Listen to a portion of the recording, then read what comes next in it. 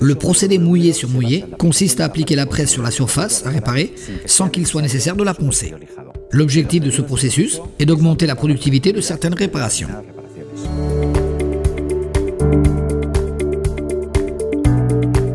Une fois appliqué, l'après mouillé sur mouillé a un aspect régulier, homogène et un fini satiné.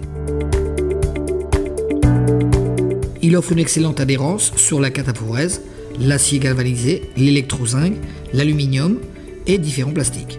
Ce processus d'application est souvent utilisé pour apprêter de nouvelles pièces de carrosserie.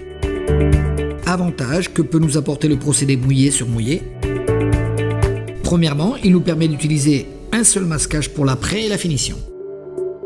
Nous éliminons le processus de ponçage, ce qui nous permettra de réduire considérablement le temps de réparation. Nous utilisons moins de ruban, de papier et de plastique de masquage, ainsi que d'abrasifs ou de dégraissants. Nous réduisons également les temps de séchage, car nous pouvons appliquer directement la peinture de finition.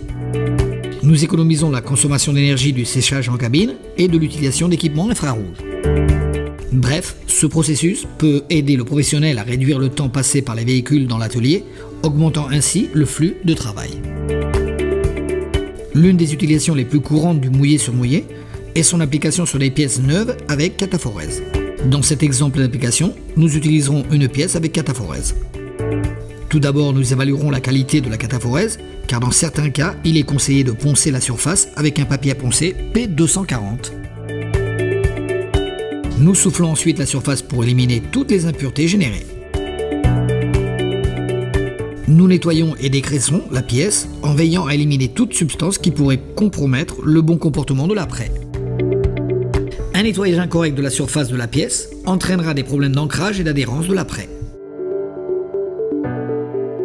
Nous effectuons le mélange en fonction de la fiche technique du produit, en tenant compte d'aspects tels que la température et l'humidité ambiante. Nous utiliserons un pistolet avec une buse de fluide de 1,3 à 1,4 mm et une pression de 2 à 2,5 bars. Nous appliquons un premier voile qui couvre entièrement la pièce. Après 5 minutes d'attente, nous appliquons une seconde couche homogène et légère. Il est conseillé de ne pas appliquer de grandes épaisseurs afin d'éviter divers défauts de finition. Une fois le temps de séchage écoulé, nous procéderons à l'application de la dernière couche de peinture de finition.